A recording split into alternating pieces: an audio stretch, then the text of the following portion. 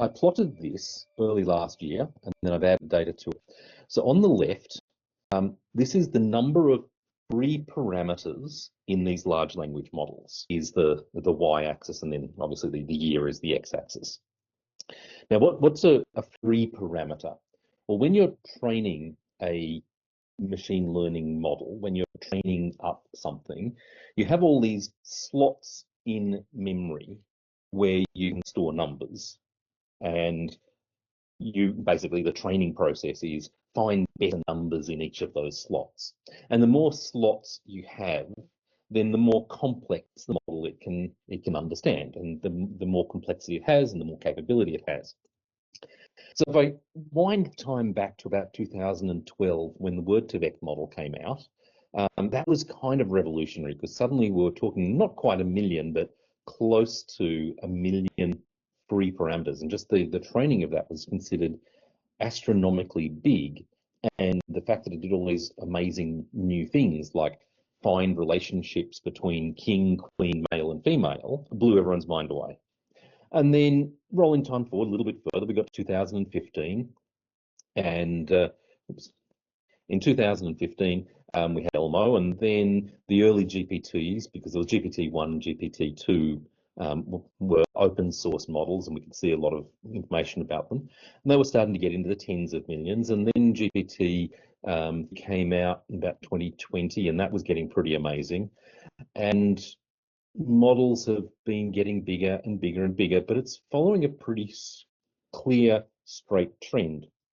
And that straight trend is pointing towards 2029. The number of free parameters in one of these language models is going to be larger than the number of synapses in a human brain. Now, at the same time, we also need to train these models, so we need data in order to train them. And what you can do is you can look at the amount of data that was given, and you can look at how many words you're likely to hear in a lifetime. Now, for technical reasons, we measure this in terms of tokens. 4 tokens works out at about 3 words in English. Roughly speaking, you will probably hear about 800 million tokens. Hear, read, see, about 800 million tokens in your life. Well, it was GPT-2 where we started having machine learning models that were trained on more data than you'll experience in your life. And then if you follow that trend through, Gemini model that they just released and had all sorts of problems with, that's roughly about the same amount as 10,000 human lifetimes worth of data. And when you think about GPT 3.5 or GPT-4 can do all these amazing mind-blogging things of, can pretend to be a doctor, it can pretend to be an architect, it can pretend to be all these specialist occupations, it's not really that surprising, because in a sense it's been trained on many, many human lifetimes worth of stuff. Now, it's very stupid. It learns very slowly. It takes thousands of human lifetimes just to get it to be able to say a coherent sentence. But this trend is pretty linear as well. There's a few reasons why it might change a little bit, and there's a few other things that might be going on. But when we get to 2029, we're starting to get into the region of the amount of data it will need to be trained on is all the data from every living human being. And if you push that forward about 2031, we start getting to, we're going to be training our language models on all the data that would ever have been seen by any human being who's ever existed. Which lets me ask the next question. What do AI developers believe that this means? We're not talking far off in the future. We're talking 2029. It's not that far off. So what does it mean? There are 2 different groups of people in the AI community. And if you want to get a really good argument going, like fist fights kind of arguments, you ask this question. You ask, is it possible to get superhuman intelligence just scaling up the technology we've got at the moment? Now, some of the people that are betting yes on this are Sam Altman at OpenAI and Microsoft as well. I mean, they're going all in with a partnership to build $100 billion worth of supercomputing infrastructure in order to train up a model that they're projecting will be superhuman in intelligence. There are others. So consensus is probably the AI maximalist one, but I would say it's probably like about 60% of people believe we're on track at the moment, and it's just a matter of scaling up. This is among AI researchers that I meet at conferences and talking to colleagues at universities and so on. About 40% are AI minimalists who would say that there's still some fundamental breakthrough that we need to have happen before we can make AI that's as smart as a human being. The implications of this are extremely interesting. I'll go with the minimalist one on the right first, which is if this is true, if there are still fundamental breakthroughs that need to happen, then we will be continuing to build custom models, custom machine learning for different tasks. And it means that we would still need racks of GPUs in every company and teams of data scientists to get the most benefit out of AI. And so in that universe, your role in terms of cybersecurity, risk, compliance, and so on, you're going to spend a lot of time working with data scientists, making sure that they're training models without bias, making sure that the assumptions behind their model are reasonable, making sure that there's control systems in place around the training, because the training is going to be the big, heavy part of it. If, on the other hand, you go with AI maximalism, as I said, is probably the majority position, probably most AI researchers that I know, the majority of them hold to AI maximalism. That says it's just a matter of scaling up, and that prompt engineering gets you to the cutting edge of AI. I used to be an AI minimalist. I'm now more of an AI maximalist. Last year, I realized, no, I'm wrong. I thought we needed more fundamental breakthroughs, but it became clear that we didn't. It was clear to me. And so the implication of this is, because it's much more, in a sense, democratic, there are a few big models, ChatGPT being one of them. Microsoft have Copilot, which is the Microsoft branded version of the same thing. Gemini, Anthropic has Claude. There's not very many large language models out there. You've got access to them. For $20 a month, you can play around with one of these incredibly smart machine learning large language models. And if AI maximalism is true, then you will be doing cutting edge research that's ahead of everybody else. Evidence in support of that, I had 7 students I was supervising this last semester, and a couple of them worked on problems like this. They said, can we do better with prompt engineering versus training up a custom model? And the results weren't completely unambiguous, but yeah, broadly speaking, yeah, you can be doing some cutting edge research, cutting edge of AI, just using these things that you can get a subscription to for $20 a month. When I'm giving presentations like this, I like to try and look at which job roles are going to be obsoleted soonest. When I looked at risk and security compliance and so on, I just could not find job roles that anybody believed were going to be obsolete really quickly. Partly what's going on there is the idea that somebody has to be responsible and accountable for it, because it has to be a human being that is accountable and responsible for signing off on processes or signing off on things. That's not going to be taken by AI directly. You might have a lot of AI support in doing that. So instead, what I did is I started looking at some prediction markets. So prediction markets are a kind of funny thing. You can put out is this thing going to happen? And people will then basically bet on a yes or a no. And these bets are rather long term, like there's people betting what's going to be happening in 2030 or 2040 even. But you get a payout at the end of it. So let's ask the first one that I looked at, which is by 2028, some sort of AI system have successfully blackmailed someone. So very interesting kind of security question. Human beings are often your weakest link. being able to blackmail is, a skill that is, I don't know. I mean, presumably some people are very good at it. And the markets, started in June this year. So there's not a lot of trading history, but you can see people are pretty confident. 75% chance that this is going to be happening in the next 4 years. Pushing out to another 2028 question, which is, will there be an instance of some AI system replicating itself? And then there's a long, if you go and have a look at the actual market, it goes into excruciating detail as to what that actually means and what's a yes or what's a no on that. But they're still saying there's about a 36% chance, 1 in 3 chance roughly, that we may be seeing AI sort of cybersecurity systems kind of doing things kind of semi-autonomously.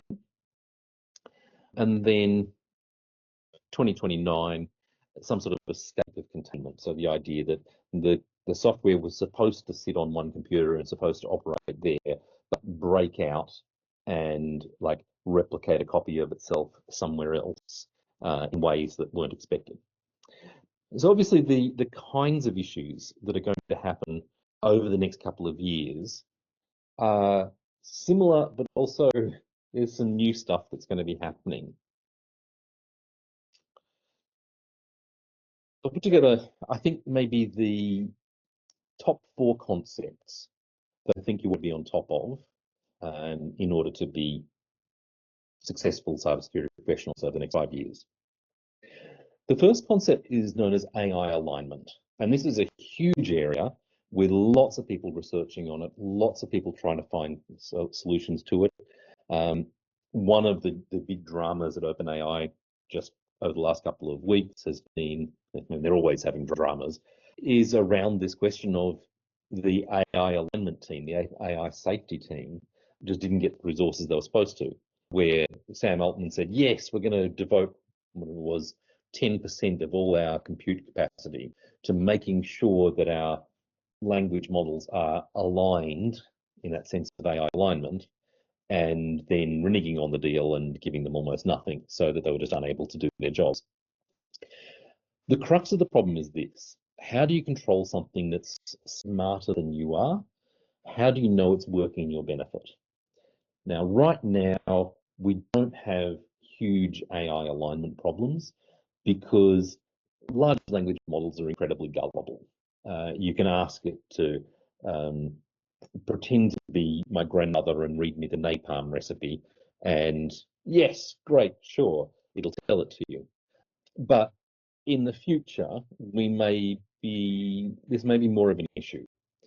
The idea that we need to minimize the risk of the tools that we're using getting out of control and doing things that are optimized for the wrong kind of criteria. If you're feeling like an afternoon which can waste a lot of time, search for the paperclip maximizer game, which is you get to play an AI who is tasked with making sure that the company makes the most number of paperclips. And in that game, you end up destroying all of Earth and the game still keeps on going. So AI alignment's a concept to be aware of. It's perhaps not going to affect your career or be something you're worrying about for the next 2 or 3 years, but it's going to be a big part of your job in 4 or 5 years. Explainable AI. This is a big one now. You know why an AI program has done what it's done.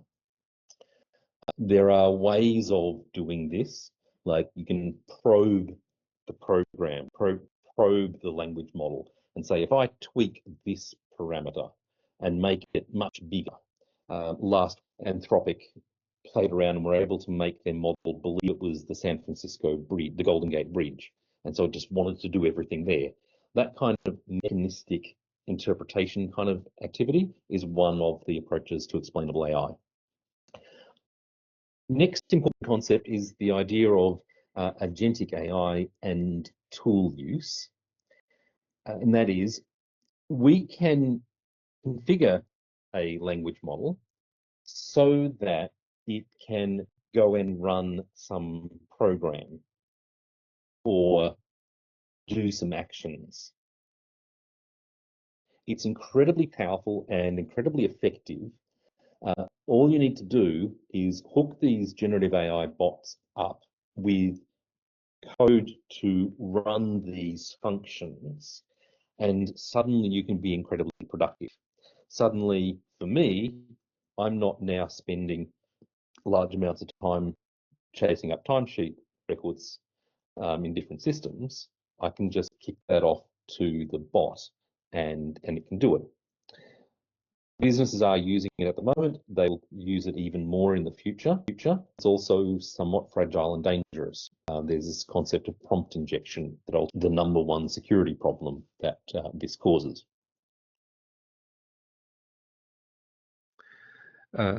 Amara was a futurist, and Roy Amara was a futurist, and he said that we tend to overestimate short-term technology effects and underestimate long-term technology effects. So right now, oh wow, this looks all shiny and big and it's going to make a big difference in the short term. No, probably not. Life will carry on pretty much as it has, at least in the short term. But over the next 5 years, this is going to be big. Let's just have a couple of interesting observations. Do you ever ask any of your people in your team to write a report on something or give you a summary about something? It used to be that you're doing that for two reasons. One is maybe you want the report. Maybe you have to give a report to the regulator and you didn't actually care about the report, but it needs to be written, so you ask somebody to write it for you. Often what you're doing is you're asking somebody, I'd like you to deep dive on this, know it really well, so that I can turn to you and ask questions about it. But nowadays, people could be generating these reports without understanding the issues themselves. Next interesting one, do you ever have to put people on PIPs? Well, this person is acting below average. Well, okay, you need to use more AI tools so that you can come up to average level like AI tools give you. Another one that I've alluded to, how do you know that it's actually your manager that you're talking to, or that how do your staff know it's really you? We can deep fake voices, we can deep fake video, not as easily, but nearly as easily. I can get a chat model to write in your style. How do we do fraud detection? Next thing that's going to happen. Up until now, most employees have not known how to program in PowerShell, but now they do. Here's how they'll do it. Shell script to rename every dot, to convert every JPEG in a directory to PNG. I don't think I'd know how to write that in PowerShell myself, but there you go, done. People are going to be able to automate things, and they're going to be expected to automate things. Some of that automation they'll do through PowerShell. Others, you'll probably see lots of people wanting something like AutoHotkey or some other like robotic process automation tool or tool like that, so that they can automate tasks. How are you going to monitor people that are using AI to automate their jobs? And why does this matter? Well, because normal, ordinary people who don't understand computers deeply are going to create prompt injection vulnerabilities all over the place. But at the same time, they're going to make this vulnerability, but they're going to be pressured to automate their jobs as much as possible and rewarded for automating their jobs as much as possible. The solution is not, well, we're going to lock down PowerShell or AutoHotkey, because whatever barriers you put in place, if people are incentivized to automate, they will. The class that I taught in 2023, at the end of 2023, had the highest rates of cheating we'd seen at the university, and a lot of them were just using ChatGPT. They consider it their superpower. They're now in the workforce. The graduates that were hired in 2024 are using AI tools to be their superpower to get ahead. Of course, they're going to do that. And of course, they will use whatever tools they can to automate and combine the two. We have to do something about this. What are we going to do? Next, we are going to see a lot of people using speech recognition. Staff are going to expect to have appropriate software to do speech recognition. If not, they will use whatever tools are available that let them type faster.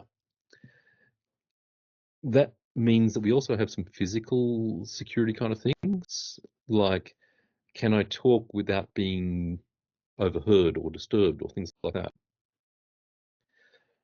We have some interesting document management, control and governance stuff to think about. How do I say this document has been AI generated? What's the standard in the organization to say this is still AI generated, hasn't been reviewed by a human being, or this is AI generated and it has been reviewed by a human being, or this was human generated? Because if we don't have governance and control over the document management like that, then we're going to have documents that have been generated by AI that nobody has looked at being seen as equivalent to documents that have been written by human beings. And that's a problem because we'll be responsible for the outputs of LLMs that can hallucinate.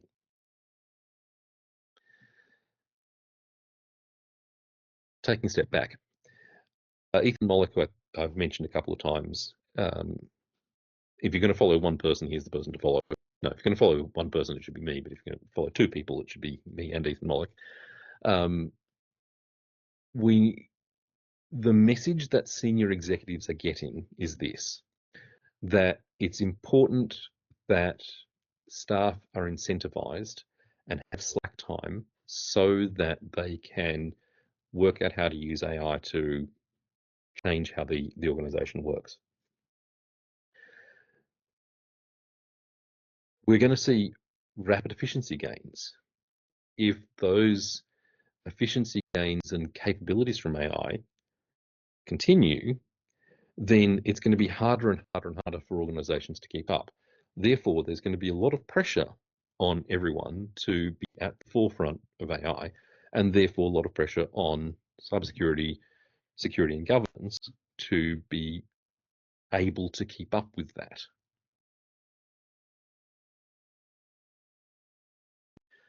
That back in pre-2022, it was very easy to talk about governance on AI because everything AI-ish had a training step in it. The training was done by a select few people. There were programmers, there were people whose job title said something like data scientist, and you could see what project they were working on. You could ask them, what's your project? What are you doing? And they would be saying, I'm training a new AI model to predict customer churn or to classify customer complaints. And so it was very easy to account for everything that was happening. So you could have a centralized governance model.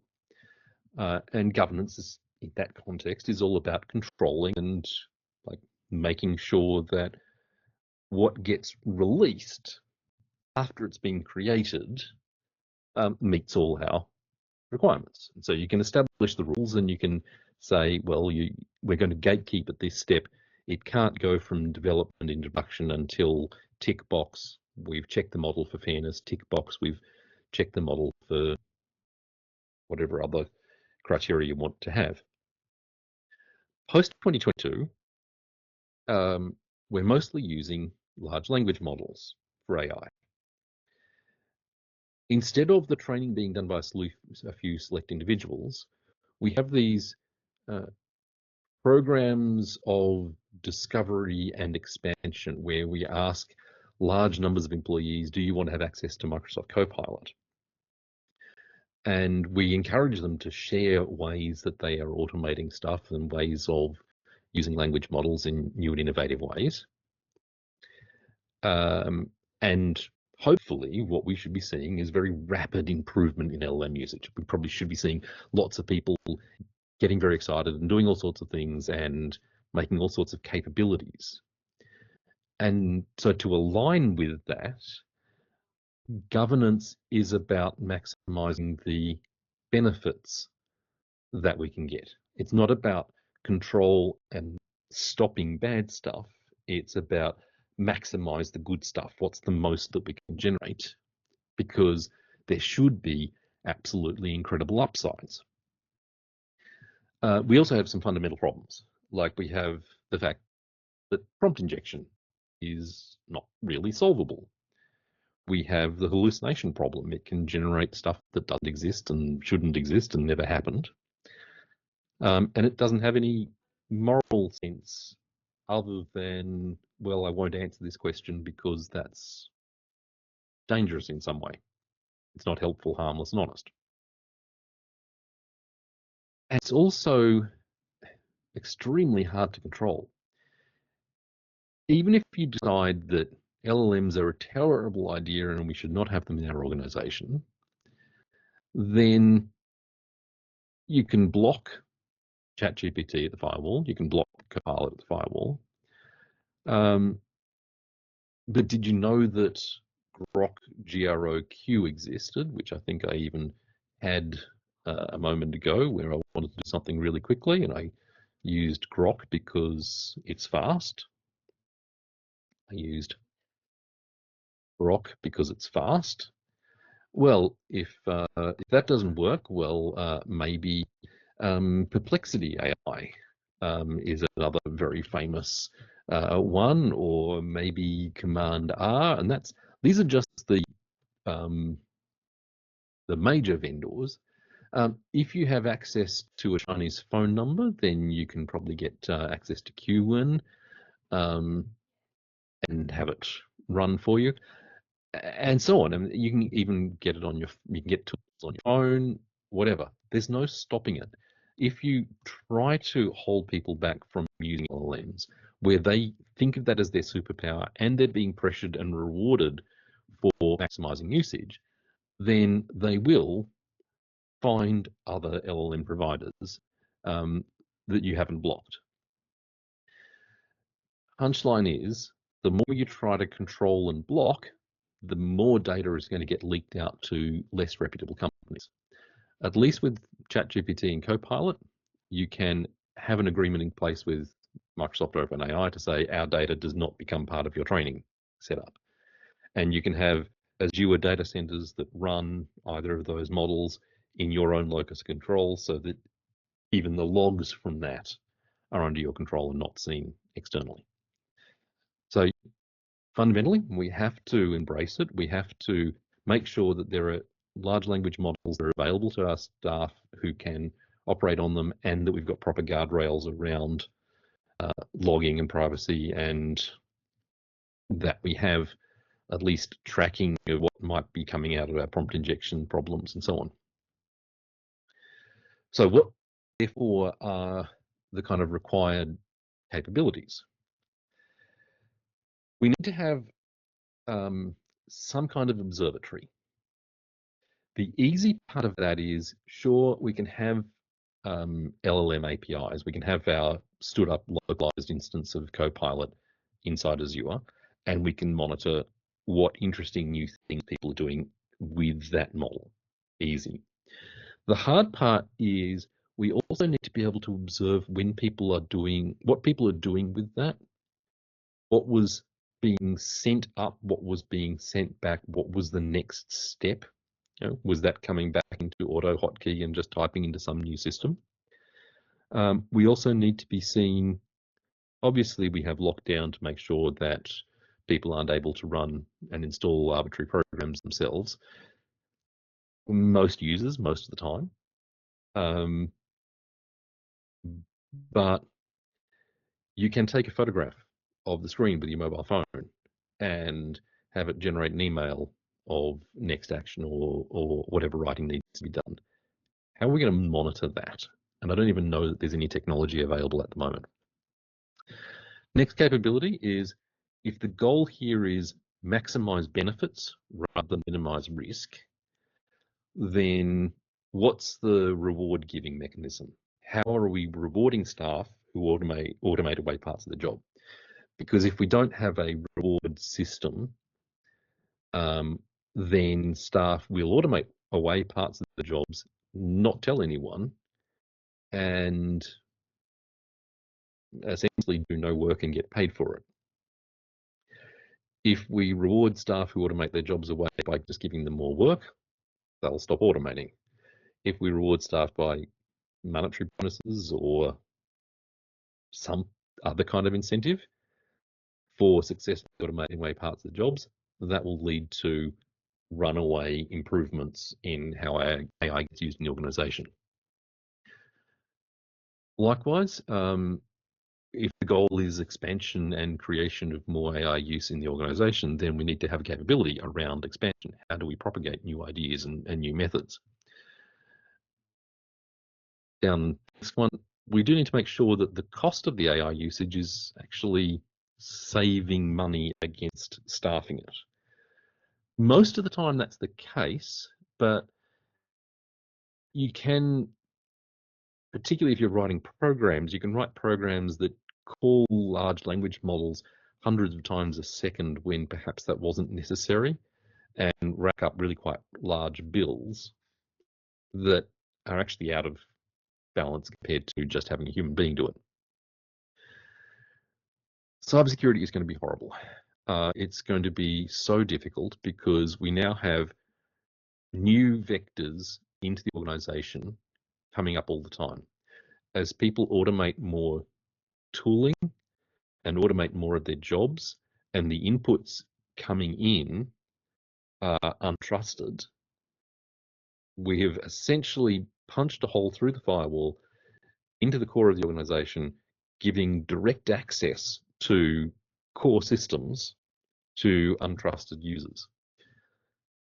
How do we monitor this? How do we monitor the gate? How do we defend against these new vectors? Then separate to that, how do we make sure that people aren't leaking data out to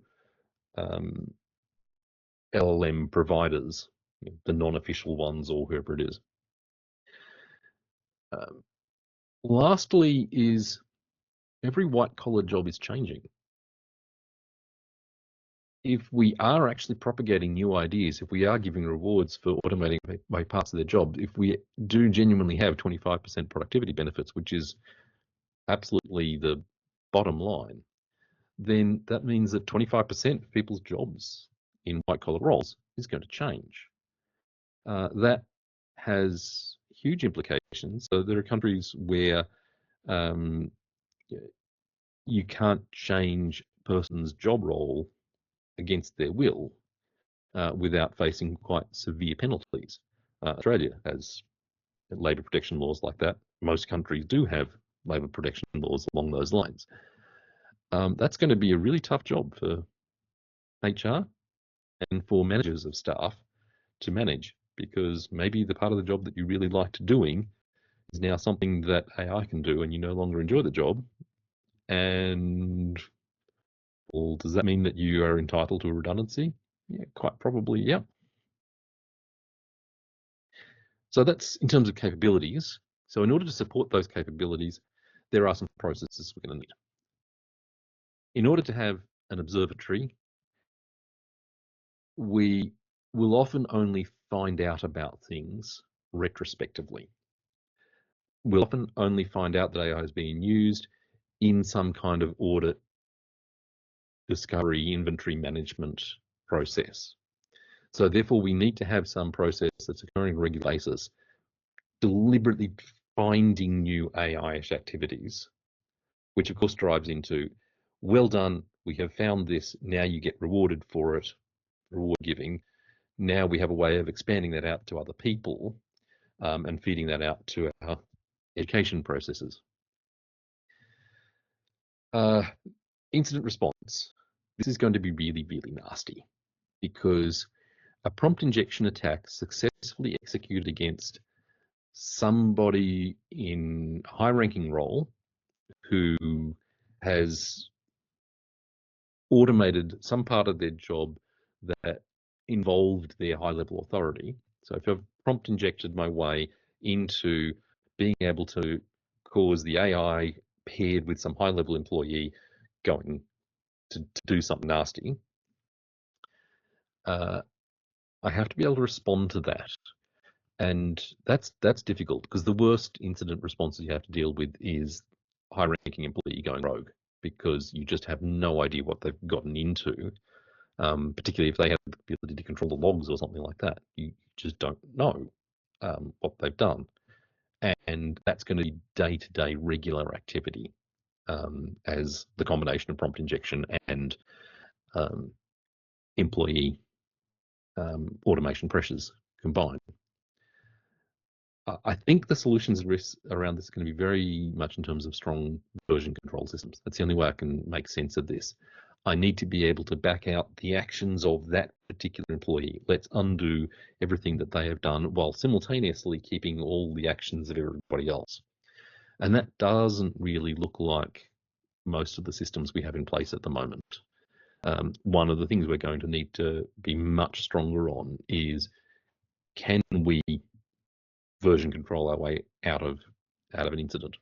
That means that education and training changes.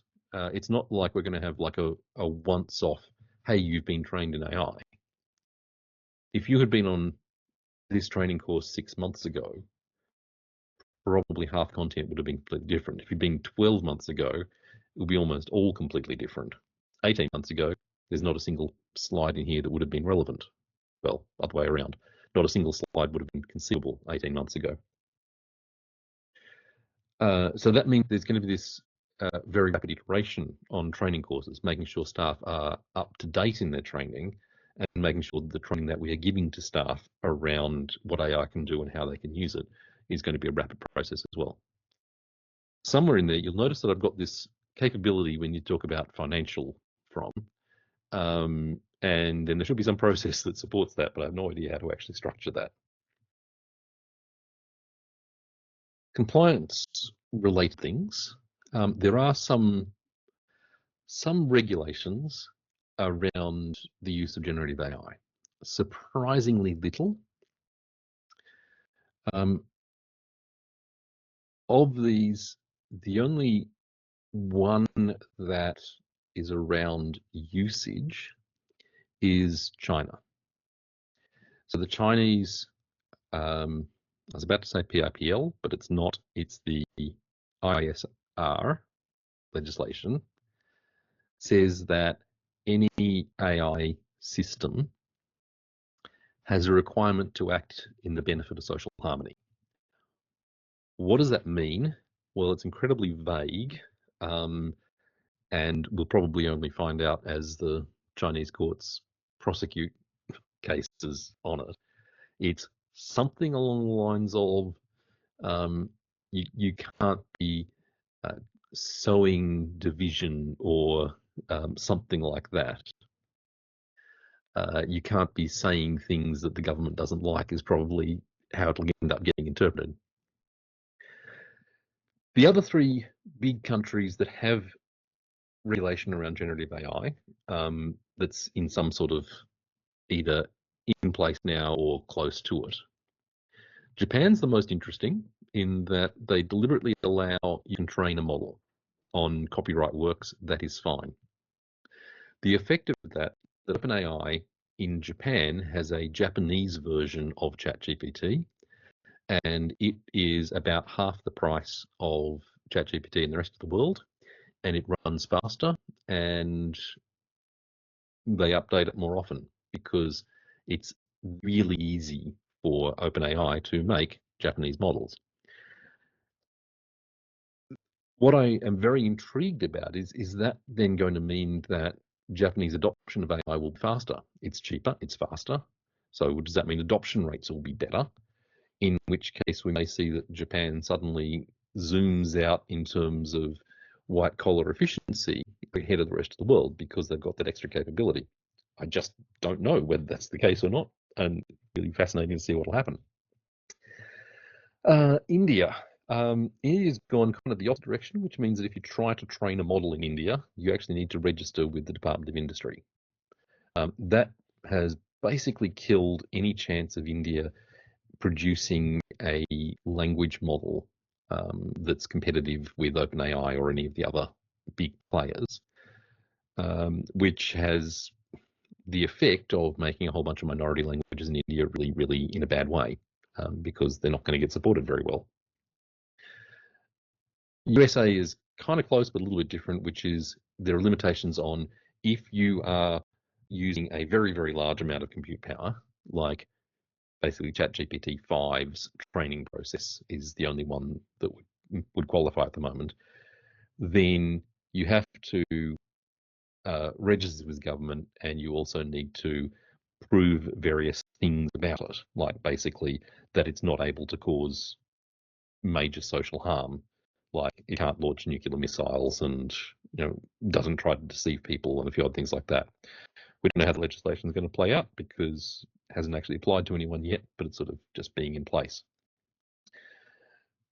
Summary here is it means that we probably don't have much in the way of compliance to worry about. All the same compliance problems that you have for every other software system and every other employing people kind of thing. But compliance as far as, are we allowed to use these models legally? Outside of China, the answer is pretty much going to be yes. And there's no likelihood of that changing based on any of the legislation I've seen anyone putting forward.